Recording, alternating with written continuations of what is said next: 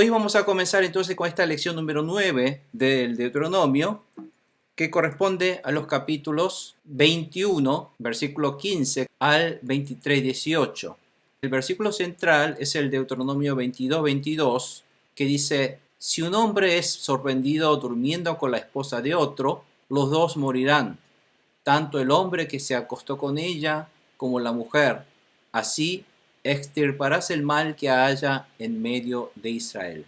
Bueno, así el título de la lección de hoy es: quitarás el mal de Israel. O sea, ¿qué llamamos el mal? Por supuesto, es el pecado, ¿cierto?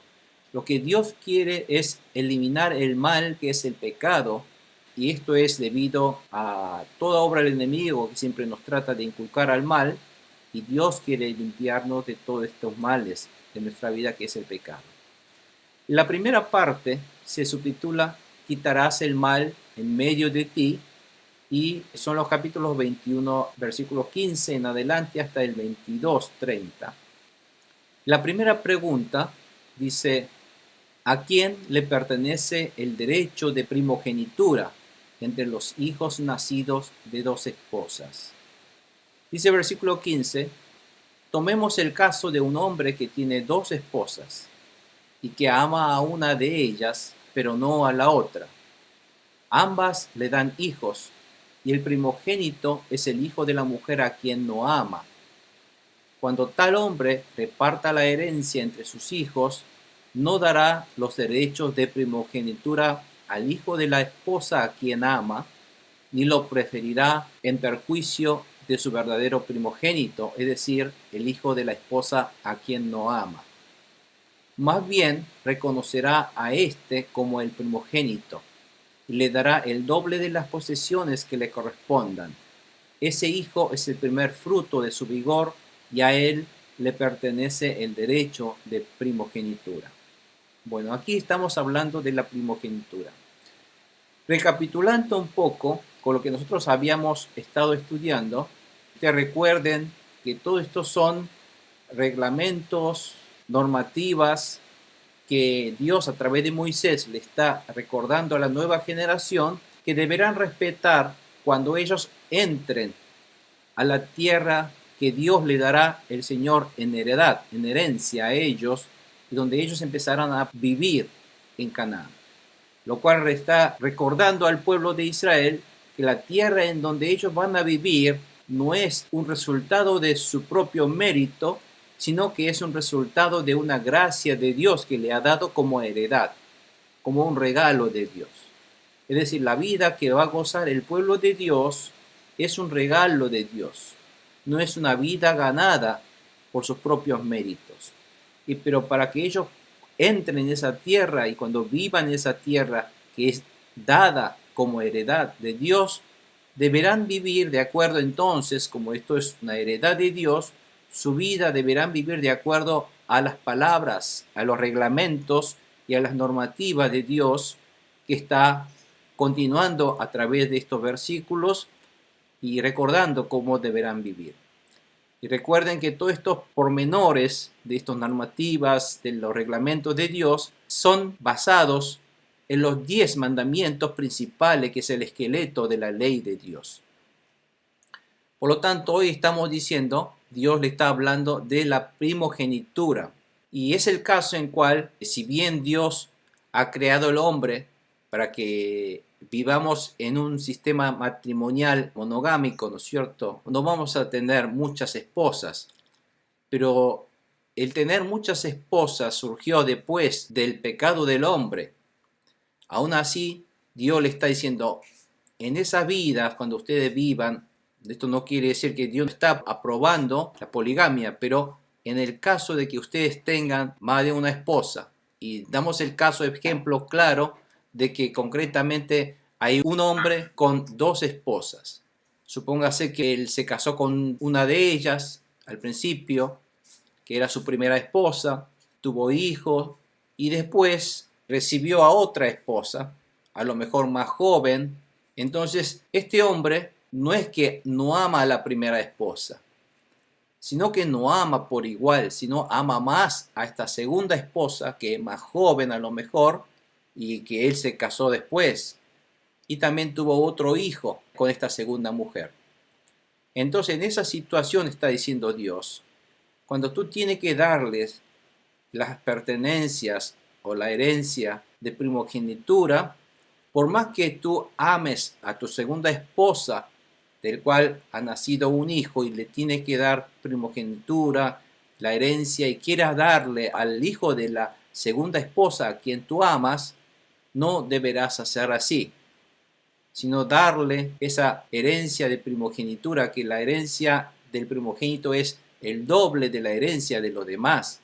Y esa herencia que le vas a dar como primogénito, le vas a dar al que corresponde legalmente al primogénito de la primera esposa, aunque tú no la ames tanto como esta segunda mujer, a esa primera mujer, a la primera que tú te casaste, que a través de ella tuviste ese primer hijo, bueno, a ese primer hijo, el verdadero primogénito, a él le vas a dar lo que corresponde de el doble de la herencia, dice, de las posesiones.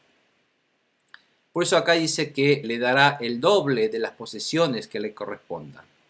¿Por qué es esto?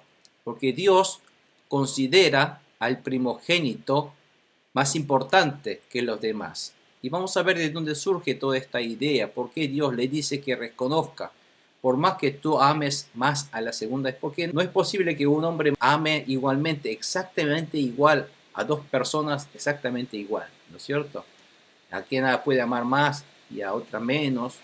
Lo mismo a los hijos. Decimos que amamos a los hijos, sí, amamos a todos los hijos, pero tal vez no podemos amar exactamente con el mismo exacto amor a todos los hijos, ¿cierto? A algún hijo lo podemos amar un poquito más, un poquito menos que otros, pero amamos en todos igual. De la misma manera, este hombre debe amar más a su segunda esposa y quiere darle por ese motivo la primogenitura, la bendición y el doble de las posesiones al hijo de esta segunda esposa. Bueno, Dios dice que no se debe hacer así. Estas órdenes de Dios es la continuación de los reglamentos cuando Israel entre a la tierra que el Señor le da en posesión. Por lo tanto, estas palabras que estamos estudiando son los principios morales de comportamiento como pueblo de Dios. Está dándole no casos concretos, sino a través de estas órdenes, está Dios enseñando al pueblo de Israel principios, ideas básicas, morales, de cómo el pueblo de Dios debe comportarse viviendo ya en la tierra que el Señor les ha dado como herencia. Primeramente, tenemos que recordar qué es ser primogénito para los israelitas. Primero, el primogénito recibía el doble de la herencia. Por lo tanto, el primogénito es el que estaba bendecido. ¿Se acuerda el caso de Jacob y Esaú, donde Jacob quería recibir esta bendición de la primogenitura, por lo cual le compró con un guisado a su hermano, que no le interesaba la primogenitura, pero sí Jacob se interesó por la primogenitura. Y si nosotros vemos en Números 8:17 que nosotros aprendimos, dice, porque mío es todo primogénito de Israel. Dice, ya sea hombre o animal, los aparté para mí cuando herí de muerte a todos los primogénitos de Egipto. ¿Qué quiere decir esto? Que todos los primogénitos ahora pasaron a ser posesión de Dios. ¿Y por qué tan importante los primogénitos? Estos primogénitos han sido pasados a ser posesión de Dios porque en realidad los primogénitos también debían morir junto con los egipcios, pero no murieron. ¿Por qué no murieron? Porque ellos mataron y untaron con la sangre del cordero el dintel de las puertas. Y con ese sacrificio del cordero, entonces su muerte fue redimido. Por lo tanto, los primogénitos de Israel, que fueron comprados con la sangre del cordero, ¿no es cierto?, porque fueron redimidos, pasaron a ser propiedad de Dios. Por ese motivo, los primogénitos son de Dios. Y Dios mismo dice, ¿por qué es importante? Porque los primogénitos es el representante de la familia y es el que debían ser los sacerdotes de la familia patriarcal. Fíjense, cuando los padres mueren, el primogénito es el que va a suceder a ese padre, o sea, el que va a ser el patriarca sucesor de ese grupo patriarcal. Por lo tanto, en esta sociedad patriarcal, los primogénitos cumplían un papel importantísimo en mantener y llevar la tradición de la familia para que sea el mismo líder, ¿no es cierto? ¿Y cuál es la tradición de la familia de un israelita? Es respetar la palabra y las leyes de Dios. Por lo tanto, la primogenitura, espiritualmente hablando, no simplemente es ser el hijo mayor y llevarse la mayor parte de la herencia, sino espiritualmente hablando, la primogenitura es aquel hijo mayor que va a tener que llevar la tarea de llevar la palabra de Dios y para que todo su grupo patriarcal cumplan, obedezcan y honren a Dios a través de respetar su palabra. Por lo tanto, el primogénito del cual estamos hablando es el que cumple la función de hacer la obra de Dios en la familia. Por eso, ese primogénito que debe hacer cumplir la palabra de Dios, ser el sacerdote de la familia, el patriarca que guía a toda su familia hacia la palabra de Dios, ese es el importante que luego ustedes van a ver, ese primogénito luego es reemplazado por cada levita, porque en definitiva el trabajo que debe hacer cada primogénito de la familia es el trabajo de un levita que deben hacer. No sé si queda claro esto. Por lo tanto, para Dios, la idea del primogénito no es simplemente ser un hijo mayor, sino es aquel que debe llevar la tradición religiosa, el respetar la palabra de Dios, y es el futuro patriarca que va a tener que llevar a la familia de acuerdo a la palabra de Dios. Por eso es importante y dice que ese primogénito es posesión de Dios, es siervo de Dios, es hombre de Dios. Bueno, por eso Dios está diciendo, ese primogénito que tú, por más que tú ames más a tu segunda esposa, le darás al primero ese debida posesión también y posición que debe responder al primogénito, por más que ames menos a esa esposa primera. ¿Y por qué es esto? Esto está diciendo que la normativa, la idea del principio que Dios le está dando a través de este reglamento o esta ley, es que a través de estas palabras Dios les está enseñando al pueblo de Israel que deben obedecer según la palabra de Dios los reglamentos y no de acuerdo a sus sentimientos personales. O sea, aquí la moraleja es que ustedes cuando vivan en esa tierra deberán respetar la palabra de Dios y no deberán obrar de acuerdo a sus propios sentimientos personales. No vivir de acuerdo a lo que cada uno quiera vivir, sino vivir, por más que uno ame a la segunda esposa, tendrá que respetar la palabra de Dios y darle primogenitura al primer hijo. O sea, son dos maneras diferentes de vivir. Una es obedeciendo a la palabra de Dios o darle al segundo hijo significa vivir de acuerdo a sus propios sentimientos personales. Pero lamentablemente el pueblo de Israel luego se va a dar cuenta que cada uno vivía de acuerdo a lo que cada uno le parecía, cada uno de acuerdo a sus propios sentimientos personales. Y esto es el pecado. El pecado que comete el pueblo de Israel cuando entre a Canaán es que viven no de acuerdo a las órdenes de Dios, sino viven impulsados por sus propios sentimientos y sus propios pensamientos, como ellos querían vivir. Por lo tanto, esto es lo que ha creado el pecado y ha corrompido la nación de Israel luego de que entró a Canaán. Fíjense que el enemigo no empieza a destruir de golpe a Israel, sino Israel es destruido de a poquito, cuando cada uno empieza a dejar cabida en su corazón de vivir de acuerdo a sus propios criterios y pensamientos. Ahí está la manera de desmoronar. El enemigo hoy día también siempre dice, tú vive tu vida, tú disfruta tu vida de acuerdo a tu manera de vivir, tu manera de pensar. Así sigue, disfruta y tú busca a ti mismo tu personalidad y no de acuerdo a la palabra de Dios. Entonces, ahí viene la manera, el punto débil, el talón de Aquiles que el enemigo empieza a atacar al hombre diciendo, sí, haz lo que te parece. Busca, sé tú mismo. Esas son las palabras que hoy día también se utilizan mucho por medio de medios masivos de comunicación, televisión o en medios de internet. Sé tú mismo, dice. Haz lo que te parece. Y eso es lo que realmente el enemigo utiliza. El eslogan, ningún enemigo va a estar diciendo, obedece la palabra de Dios. No sigas tus propios pensamientos o tus propios sentimientos personales, sino obedece la palabra de Dios. Si te dice eso, es el Espíritu Santo de Dios.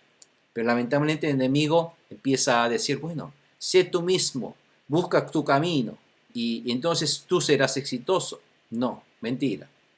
Y es por ese motivo, luego van a ver que los reyes de Israel primero piden reyes, porque Dios mismo era rey, pero Israel dice, no, nosotros queremos propio rey humano. Y buscó a un rey humano, David, Salomón, y esos reyes luego empiezan a vivir de acuerdo a sus propias formas de pensar y de acuerdo a sus propios criterios de razonamiento, y no de acuerdo a las palabras de Dios, no de acuerdo a los principios que Dios está enseñando. Por eso es importantísimo, hermano, que nosotros aprendamos estas palabras y entendamos cuál es el principio de estas leyes, cuál es el espíritu de estas leyes, cómo quiere Dios que nosotros vivamos. Y aquí simplemente en el hecho de la primogenitura está diciendo no de acuerdo a tus sentimientos personales, sino vive de acuerdo a las órdenes de Dios, porque ahí está la vida. Si vives de acuerdo a tus sentimientos personales, vas a perecer, vas a destruirte, tu vida se va a desmoronar. Te parece que serás exitoso, pero no es así. La verdad del éxito de tu vida está en la palabra de Dios. Ahí está diciendo correctamente cuál es el principio que debemos adoptar como pueblo de Dios cuando entres a la tierra prometida. La pregunta 1 continúa diciendo, ¿cómo ordena Dios disciplinar a un hijo obstinado y rebelde? Dice, si un hombre tiene un hijo obstinado y rebelde, que no escucha a su padre ni a su madre, ni los obedece cuando lo disciplinan, su padre y su madre lo llevarán a la puerta de la ciudad. ¿Por qué a la puerta de la ciudad? Porque generalmente en la puerta de la ciudad, donde habría un gran portón de la entrada a la ciudad, generalmente en ese portón, cerca del portón, había una gran plaza, había una zona de reunión en el portón. Por eso lo llevan a la puerta de la ciudad. Entonces cuando se abre la puerta, ahí había una gran plaza, plazoleta donde los habitantes se reunían y ahí generalmente estaban los ancianos de la ciudad, porque muchos venían con sus problemas a resolver y ese es un lugar de juicio, es como una corte en ese momento. Estaban los ancianos y pedían a los ancianos solución a sus problemas. Y este es el caso, por eso llevaban a la puerta de la ciudad donde había un gran plazoleta, donde estaban los ancianos. Y aquí se lo presentarán ante los ancianos y dirán los padres a los ancianos, este hijo nuestro es obstinado y rebelde, libertino y borracho, no nos obedece. Entonces está diciendo tal cual lo que está ocurriendo con su hijo. Entonces todos los hombres de la ciudad lo apedrearán hasta matarlo. Fíjense, ahí fue inclusive una condena en el momento y Dios ordena que haga así. Si hay un hijo que no te obedece, que lo lleves a los ancianos, le haga constar, y esa es la verdad, para que todos tengan ese consenso, y hasta los hombres de la ciudad que lo comprueba que realmente es así, entonces lleva a cabo la condena y la ejecución de apedrearlo, matarlo apedreado. ¿Y por qué Dios hace esto? Es porque de esta manera extirparás el mal que haya en medio de ti. Esto nos muestra una actitud que debe tener el Hijo de Dios, el pueblo de Dios, contra el mal, contra el pecado. Debemos tratar a toda costa de cortar y eliminar el pecado de nuestra vida. Aunque parezca cruel, aunque parezca tan contundente, Dios dice, extirparás ese mal en medio de ti, y todos en Israel lo sabrán y tendrán temor. Además, esa ejecución servirá como ejemplo a todos los de Israel para que no cometan. Todos los hijos rebelden, después de ver eso, no va a empezar a rebelarse contra sus padres. Esto corresponde al quinto mandamiento de los 10 mandamientos. ¿Se acuerdan que Dios le dijo que deberán respetar a tus padres, a tu madre, ¿no es cierto? Y Dios a través del quinto mandamiento le otorgó autoridad a los padres para ser respetado y obedecido. Porque ese era el objetivo que Dios puso a través de los padres. Porque dijo Dios cuando creó al mundo, que dijo, procread, multiplicad y llenad la tierra. Y esa obra que Dios quiso realizar, lo realizó a través de los padres, de procrear, hacer nacer hijos y empezar a llenar la tierra. Pero hemos aprendido que este hecho, esta bendición de Dios de tener hijos y procrearse y llenar la tierra, no es solamente procrear y llenar la tierra, sino procrear y llenar la tierra con hombres de Dios, con pueblo de Dios. Es decir, no solamente debemos tener muchos hijos, sino que cada uno de esos hijos sean obedientes a la palabra de Dios. Y esa tarea lo debía llevar los padres. Y aquí estamos hablando de un hijo rebelde que no quiere seguir y escuchar a los padres, que Dios les ha dado autoridad a los padres para que a través de ellos no solamente nazcan, sino que reciban esta educación de las palabras y las leyes de Dios, y ellos tendrían que continuar estas leyes y estas normativas de Dios a ser educados de generación en generación. Pero estos hijos no quieren escuchar. Entonces, ¿cuál es la condena? La muerte. Fíjense que el de no escuchar la palabra de Dios es pecado, y la paga del pecado es muerte. Y los padres son los que están teniendo esta autoridad de ser respetado y obedecido para poder tener esa autoridad de enseñar la palabra de Dios. Y no lo hicieron, no obedecen a Dios. Aquí el ejemplo fue concretamente de Absalón, se acuerda, uno de los hijos de David. Él quiso rebelarse y tomar el poder, quiso sublevarse contra el gobierno de su padre, y lamentablemente, a pesar de tantas insistencias del padre, Absalón tuvo ese sueño de un día tomaría el poder, derrocaría a su padre. Y David no tuvo más remedio que enviar gente para poder castigarlo a muerte a Absalón, y Absalón murió, tuvo que morir. Por lo tanto, a lo mejor a través de esto pensamos, esto no es demasiado. Hoy nadie, porque un hijo desobedece a su padre, lo va a llevar a la puerta de la ciudad, a la corte, y lo va a apedrear. Hoy no lo vamos a apedrear.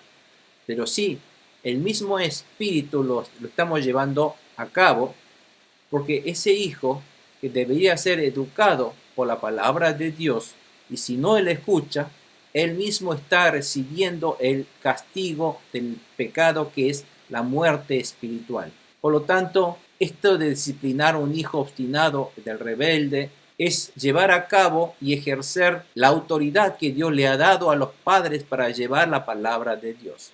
Si nosotros vemos, fíjense, en la palabra de Dios en la Biblia, no solamente Dios llama padre e hijo, esta relación biológica nada más. Si ustedes leen, por ejemplo, en Segunda Reyes, ahí está el caso de Elías y su discípulo Eliseo. Y Eliseo le llama a Elías, oh padre, le llama. Por lo tanto, ser padre, no solamente entre padre e hijo, no solamente es una relación biológica, sino también una relación espiritual. Si uno educa a otra persona y hace creer en Jesús, de alguna manera esto es ser como un hijo espiritual, un padre espiritual y un hijo espiritual. El padre espiritual es el que educa a este hijo espiritual con la palabra de Dios.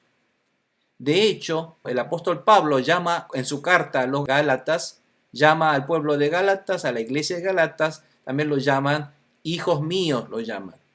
No porque son hijos biológicos, sino porque son hijos en Cristo, por lo tanto los llaman hijos míos.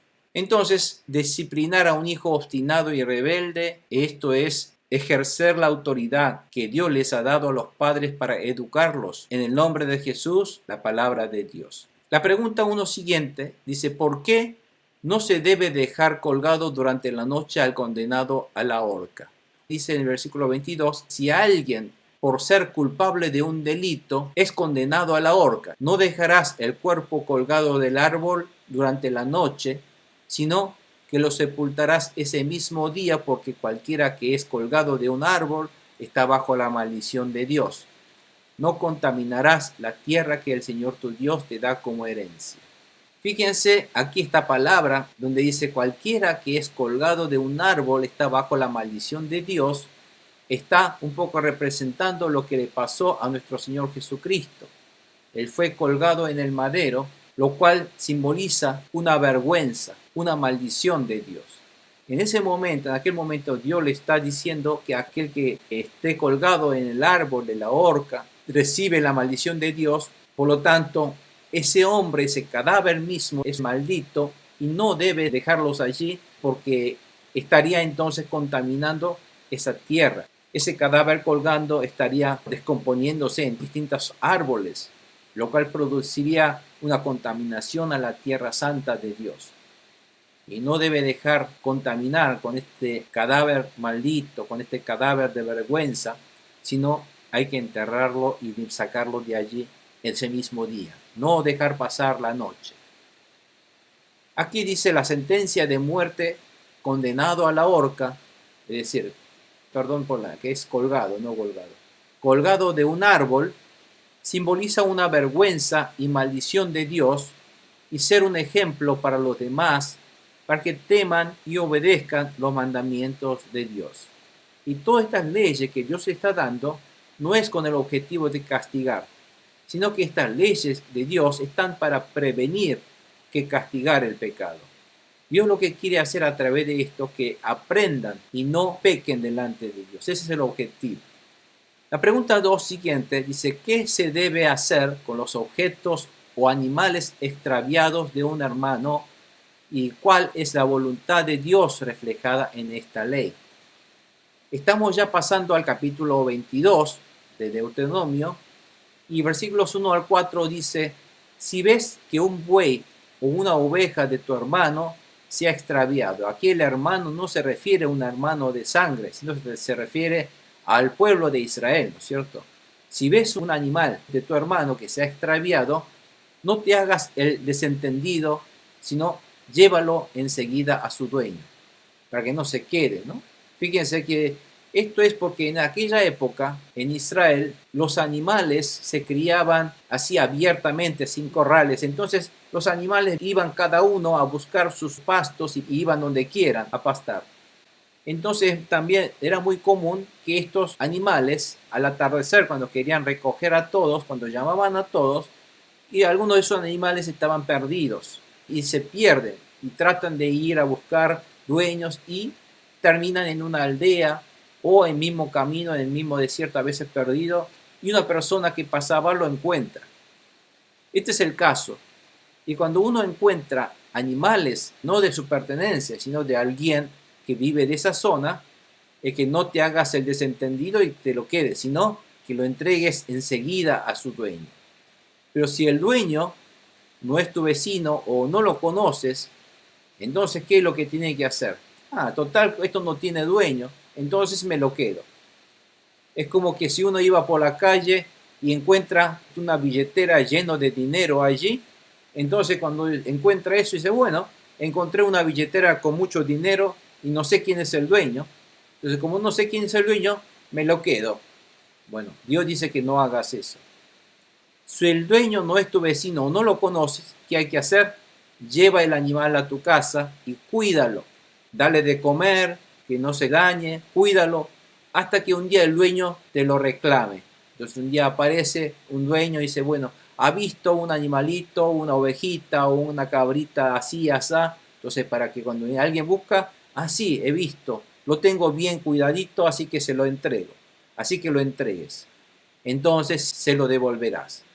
Este es el principio moral que debe tener el pueblo de Dios. Dios está ordenando. Lo mismo harás si encuentras un burro, un manto o cualquier otra cosa que se le haya perdido a tu hermano. Dice, no te portes con indiferencia. Si en el camino encuentras caído un burro o un buey que pertenezca a tu hermano, es decir, ¿por qué encuentran caído? Porque están perdidos en el desierto, tienen días sin comer, sin beber, y pobre animalito están casi moribundo en el camino.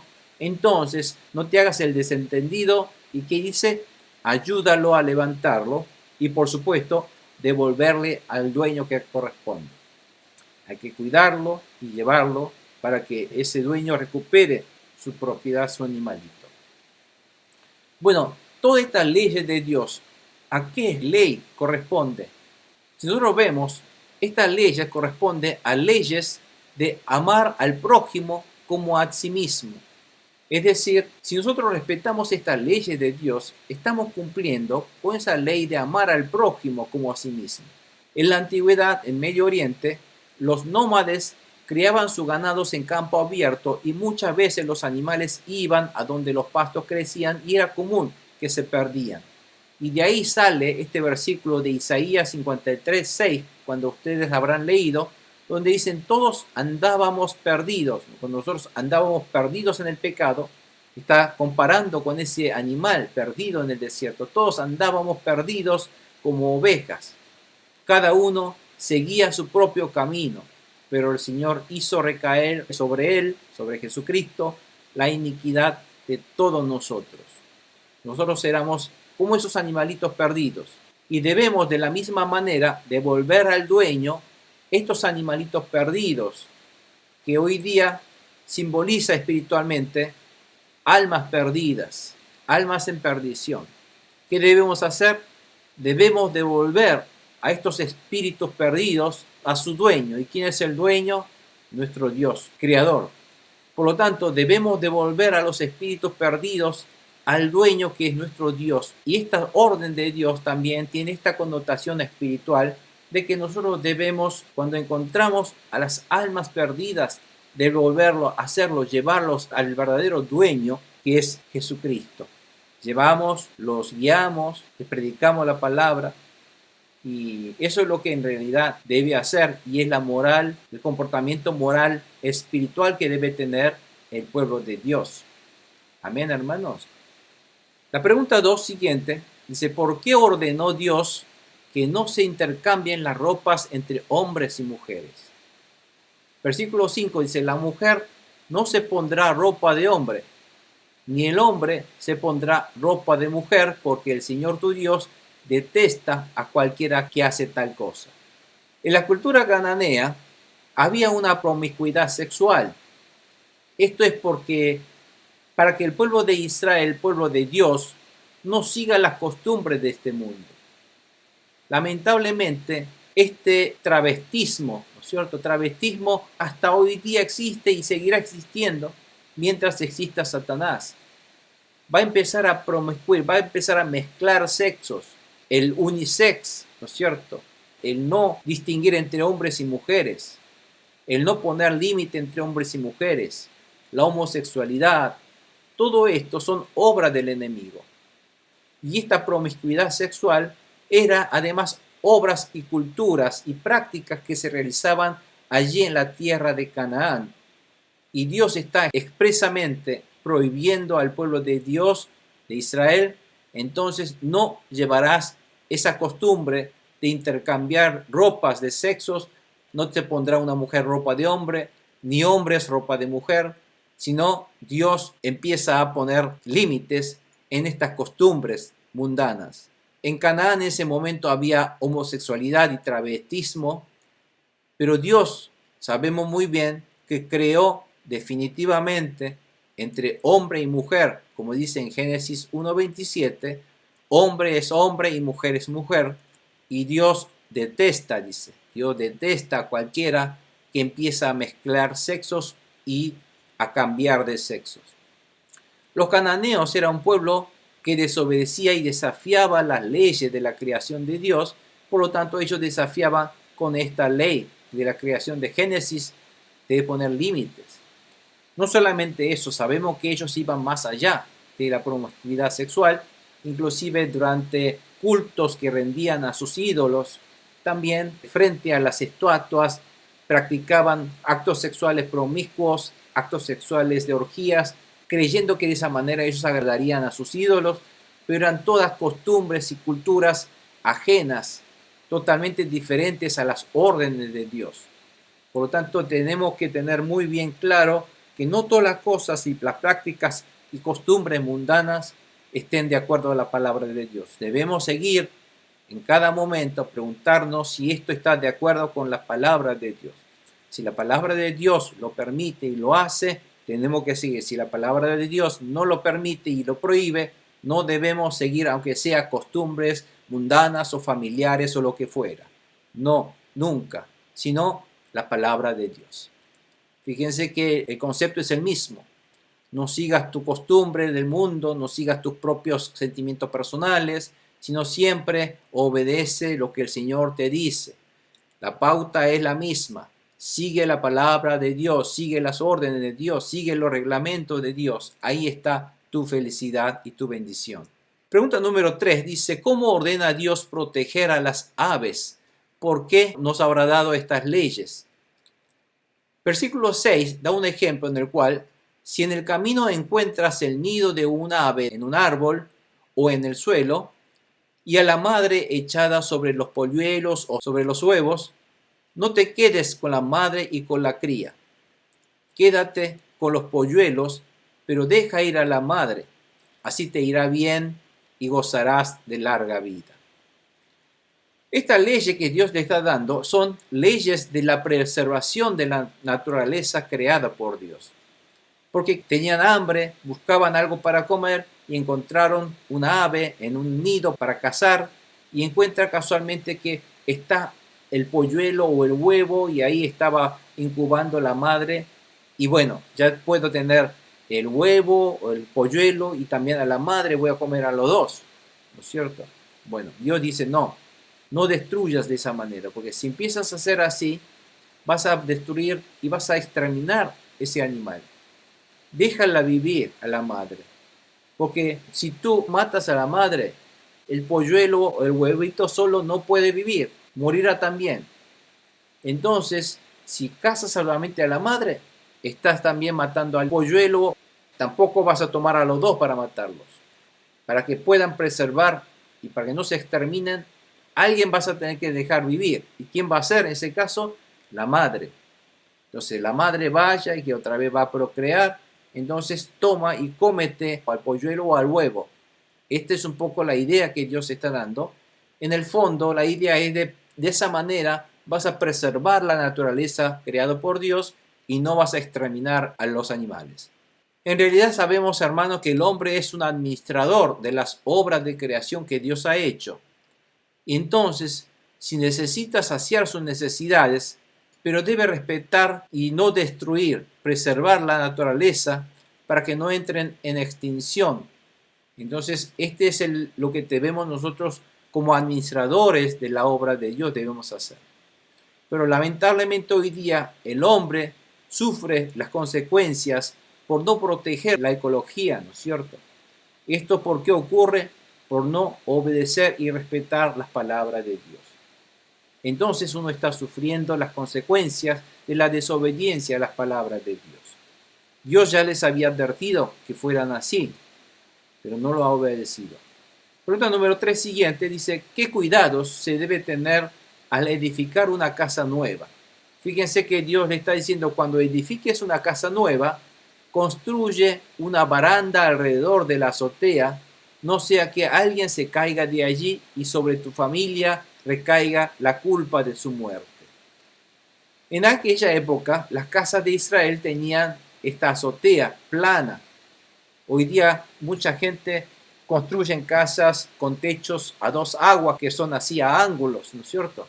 Pero en la época antigua, los israelitas construían las casas, como ustedes ven en la ilustración, con una azotea plana. Y la azotea plana tenían diferentes usos, por ejemplo. Aquí en la azotea, fíjense que podían poner en la azotea y secar alimentos, deshidratar alimentos, o a veces, porque es una zona muy desértica, y de noche, cuando toda esta casa está muy caliente abajo, a veces de noche para refrescarse subían a la azotea para orar o para pasar momentos en familia aquí arriba también, un lugar fresco. Y también era plano y además tenía, fíjense, todos estos bordes de ladrillos construidos así. ¿Para qué? Para que cuando caiga la lluvia en la azotea, aquí se llena de agua. Y realmente hacía un agujero en alguno de esos lugares para que ese agua de lluvia luego caía abajo para juntarlos en un recipiente. Y de esa manera lo que ellos hacían era juntar las aguas, que era muy preciado en las zonas desérticas. Además, tendrás que ponerle aquí, azotea, ¿qué cosa? Agregarle una baranda. Una baranda es una protección. Aquí a todo alrededor para que la gente que suba a la azotea no se caiga y no se dañe o no se muera. Entonces, esto es para que entonces cuando uno va a construir una casa, también piense en cómo proteger y cuidar la vida de las personas ajenas y a no ser negligentes para evitar accidentes.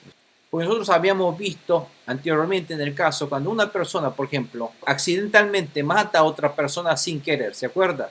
Ya sea cuando iba a cortar árboles y el hacha se suelta y el hierro del hacha mata a otra persona, o cuando estaba subiendo a un monte de repente pisa y sin darse cuenta una roca empieza a aflojar y cae sobre la otra persona que venía abajo y lo mata, por ejemplo. Ese tipo de muertes son muertes que si ocurre, esa persona que mató tenía que correr rápidamente hacia dónde, dónde tenía que correr esa persona, ¿se acuerdan? Cuando mata así a una persona por accidente sin querer, ¿a dónde tenía que ir? A las ciudades de refugio, ¿se acuerdan? Entonces, si uno va a la ciudad de refugio, nadie puede entrar a esa ciudad de refugio para vengarse contra esa persona.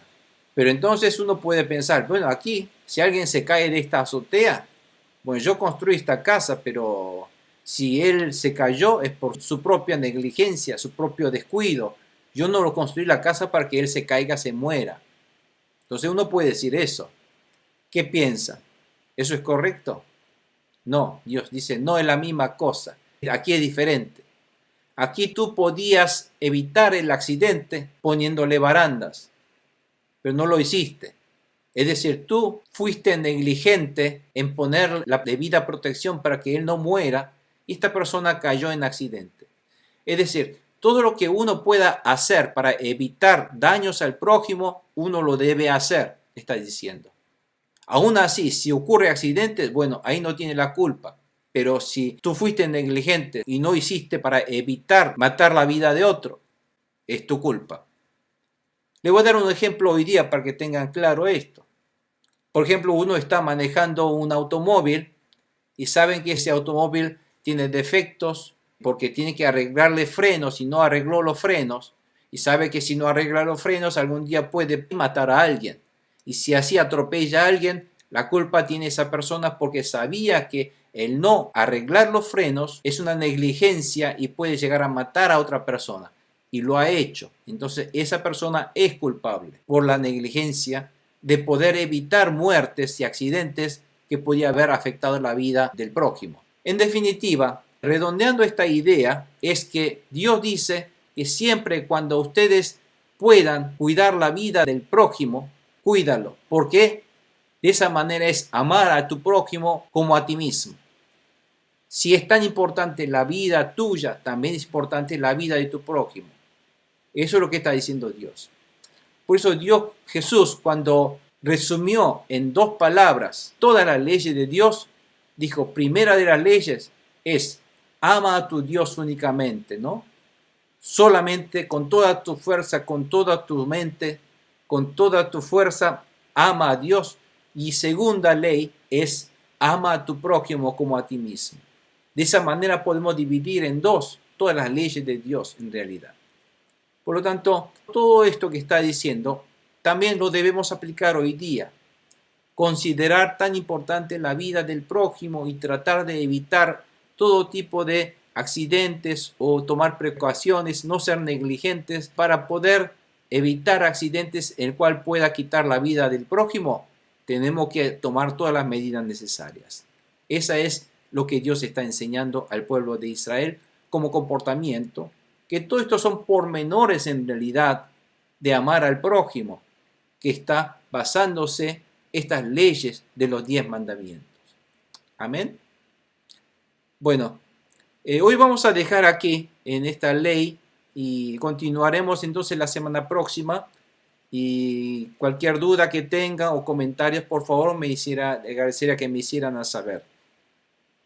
Vamos a orar, hermanos, entonces. Vamos a agradecer al Señor y vamos a ver entonces que aquí el centro de la lección de hoy es que debemos vivir de acuerdo a la palabra de Dios, amando a Dios y al prójimo, pero la manera de amar a Dios no es de palabra, sino obedecer y respetar la palabra de Dios y vivir de acuerdo a las palabras de Dios. Esa es la manera de amar a Dios hoy día.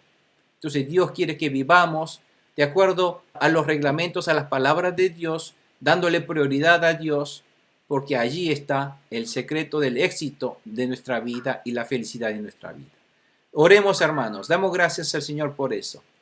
Padre Celestial, Todopoderoso Rey, damos gracias, Señor, otra vez esta noche por esta hermosa palabra que tú nos has dado, de cómo el pueblo de Dios debe vivir, con qué principios morales y con qué principios espirituales debemos tomar estas palabras y vivirlas para que podamos de esa manera glorificarte y honrarte, Señor.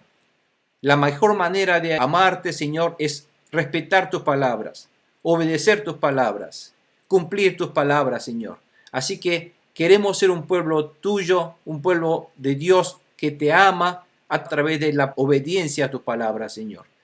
Y no de acuerdo a mis propios criterios ni mis propios pensamientos y sentimientos personales, Señor. Dejamos de lado eso. Primero es Dios, primero las órdenes de Dios, primero las palabras de Dios, primero los mandamientos de Dios, porque allí está el secreto del éxito y la felicidad de nuestra vida, Señor. Gracias, Señor, por darnos enseñar estas palabras para nuestro beneficio, para nuestra felicidad. En el nombre de Jesús, bendice a todo tu pueblo que estén decididos y dispuestos a respetar estas palabras y dar prioridad a tus órdenes, Señor, y que nuestra vida primordialmente sea para glorificarte, para alabarte y dar gracias a través de nuestra vida vivida de acuerdo a tu palabra, Señor, en agradecimiento a la gran obra de salvación que nuestro Señor Jesucristo realizó en la cruz por nuestros pecados. Y para que nosotros todo tipo de descarriamiento, el de desobediencia, que nosotros queremos evitar para que ese pecado no se vea redituado en nuestra vida a través de castigo de muerte, Señor. Bendícenos para que seamos un pueblo obediente y antes de obedecer, que sepamos el principio y los objetivos y el espíritu de estas leyes que tú nos has dado, Señor.